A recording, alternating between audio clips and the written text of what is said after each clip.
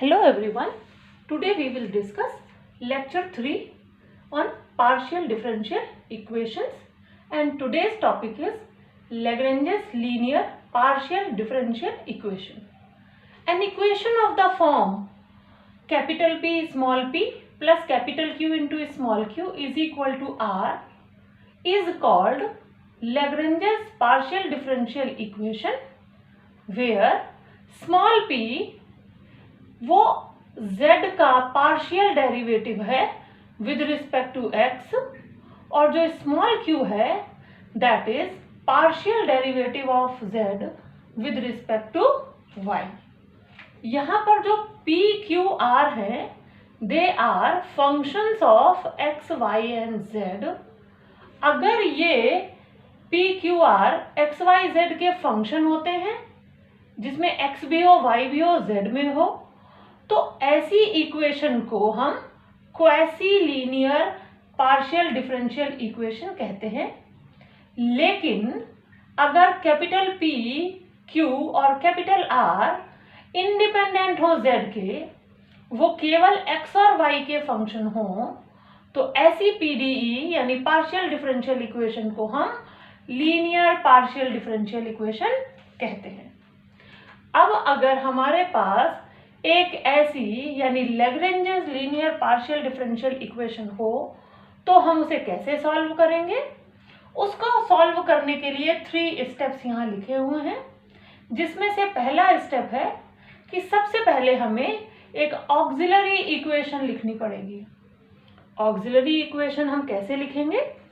उसके लिए हम लिखेंगे dx डिवाइडेड बाई, अब dx के डिनोमिनेटर में हम कैपिटल P लेंगे जो कि स्मॉल p यानी del z upon del x का कोफिशिएंट है, is equal to dy divided by capital Q, जहां पर कैपिटल Q स्मॉल q यानी del z upon del y का कोफिशिएंट है, और is equal to dz upon capital R which is the R part यानी free from any derivative part is R in the given partial differential equation. एक बार auxiliary equation मिल जाने के बाद हम क्या करेंगे, हम इसके दो पेयर्स बना लेंगे. जैसे एक पेयर ये हो गया और दूसरा पेयर ये हो गया, तो पहले पेयर को हम सॉल्व करेंगे और लेट अस सपोज हमें ये सॉल्यूशन मिलेगा u is equal to C1, ये मान लिया है मैंने. और जब दूसरे पेयर को सॉल्व किया तो ये सॉल्यूशन मिलेगा. अगर हमको इस तरह से दो सॉल्यूशन मिलते हैं तो हम कंबाइन करके उस सॉल्यूशन को इस तरह यानी FUV इज इक्वल टू 0 या U is equal to 5V करके लिख सकते हैं, विच is the required solution of the Lagrange's partial differential equation. ये जितना भी था डेफिनेशन हो गई, और कैसे सॉल्व करते हैं ये करना मैंने सिखा दिया आप लोगों को. अब हम इस पर एक एग्जांपल लेंगे और ये देखेंगे कि पार्शियल डिफरेंशियल इक्वेशन को कैसे सॉल्व करें. लेट अस सी, हमें ये क्वेश्चन दिया गया है और इसमें कहा गया है solve y square p minus x y q is equal to x with in the bracket z minus 2y. हम ध्यान से देखें तो हमें पता चलेगा कि ये एक Lagrange's linear partial differential equation है. And now how to solve it? For that I will write step number 1 which is dx upon p, capital P. Capital P मतलब स्मॉल p का कोफिशिएंट. यहाँ पर स्मॉल p का coefficient क्या है? y square. तो हमें मिलेगा y square is equal to dy upon minus xy which is coefficient of q, and then dz, and the right hand side part x z minus 2y. Now what I'll do, I'll make two pairs. One pair is this and another pair is this, and I can solve this. When I solve these two, I will get dx upon y is equal to minus dy upon x. अब ध्यान से देखिए, ये y और ये y cancel हो जाएगा और मुझे ये मिलेगा। इसके बाद हम इसे सॉल्व करके लिख सकते हैं x dx is equal to minus y d y, और हम लिख सकते हैं x square upon two plus y square upon two is equal to c1, और हम लिख सकते हैं x square plus y square is equal to c1। Okay, तो ये हमें एक सॉल्यूशन मिल गया u is equal to c1। Okay, अब हम दूसरा पेयर लेंगे, पेयर नंबर 2, जो कि हमें दिया है dy अपॉन माइनस वाई। देखिए दूसरे पेयर में ये x और ये x दोनों कैंसिल हो जाएंगे, तो हमें मिलेगा dy upon minus y is equal to dz upon z minus 2y। इसको क्रॉस मल्टीप्लाई करेंगे तो हमें मिलेगा z dy minus 2y dy is equal to minus y dz, और सिंप्लीफाई करने पर हमें मिलेगा z dy plus y dz is equal to 2y dy।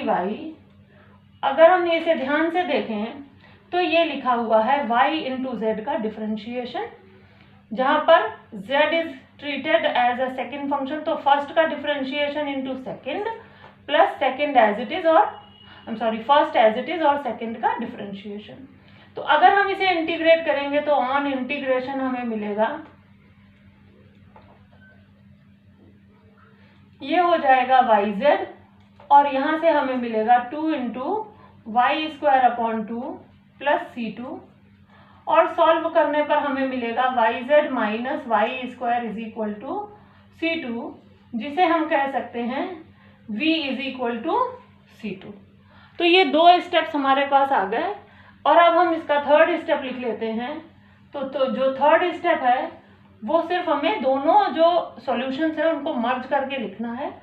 So third step हो जाएगा एफ यू वी, यू कितना दिया हुआ है x square plus y square, comma v कितना दिया है yz minus y square, and it is equal to 0। और हम दूसरी तरह से भी लिख सकते हैं x square plus y square is equal to 5yz minus y square, and this is the answer of the given partial differential equation.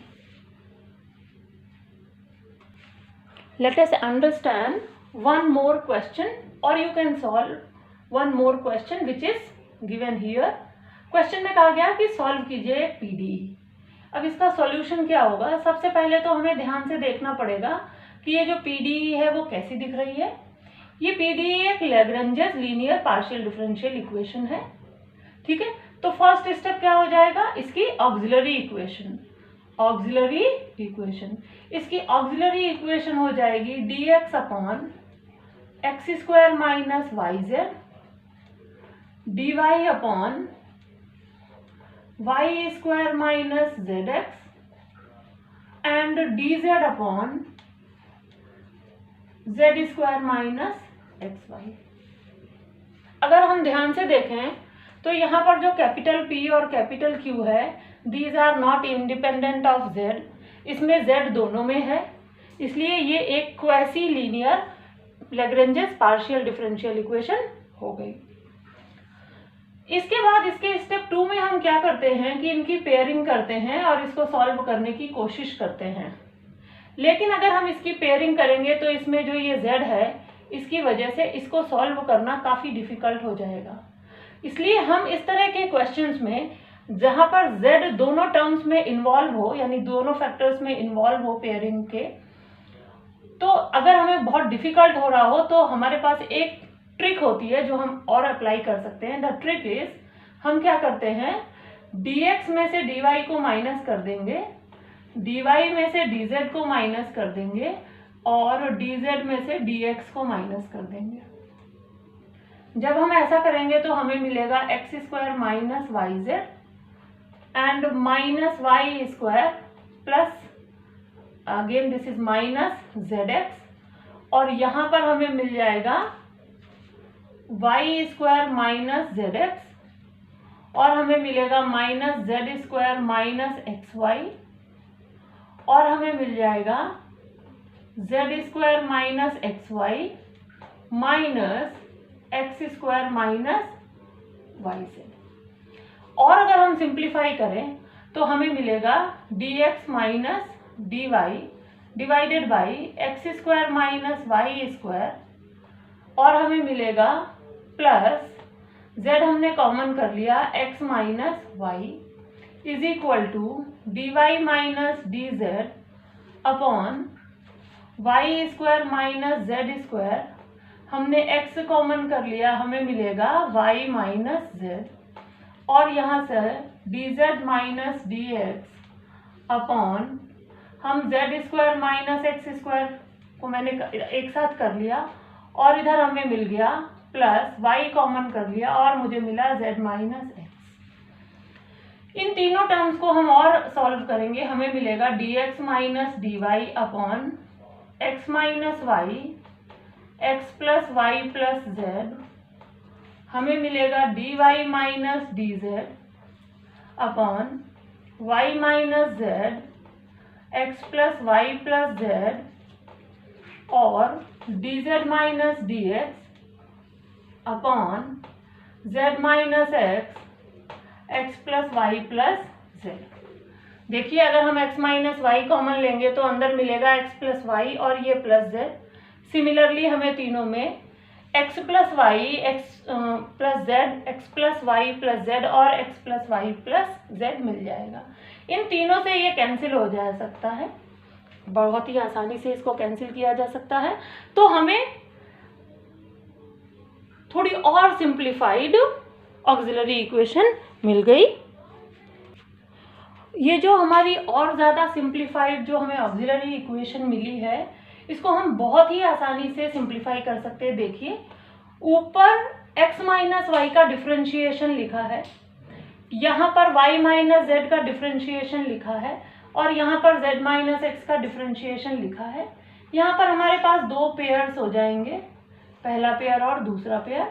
अब हम दोनों पेयर्स को अलग अलग सॉल्व करेंगे। तो dx minus dy upon x minus y, और right hand side में हो गया dy minus dz upon y minus z। अगर हम इसे इंटीग्रेट करेंगे ऑन इंटीग्रेशन तो हमें क्या मिलेगा, हमें मिलेगा log of x minus y is equal to log of y minus z plus log c1। And similarly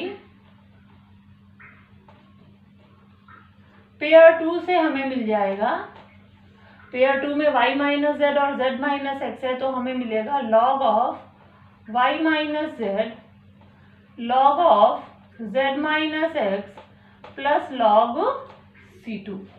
ठीक है, अब हम ध्यान से देखें तो इस इक्वेशन से हमें मिलेगा x minus y upon y minus z is equal to c1, और इस इक्वेशन से हमें मिलेगा y minus z upon z minus x is equal to c2। जैसा कि मैंने आपको इससे पहले स्टेप्स में बताया था कि हमें क्या दो पेयर से दो सॉल्यूशन मिलते हैं, एक u होता है और दूसरा v।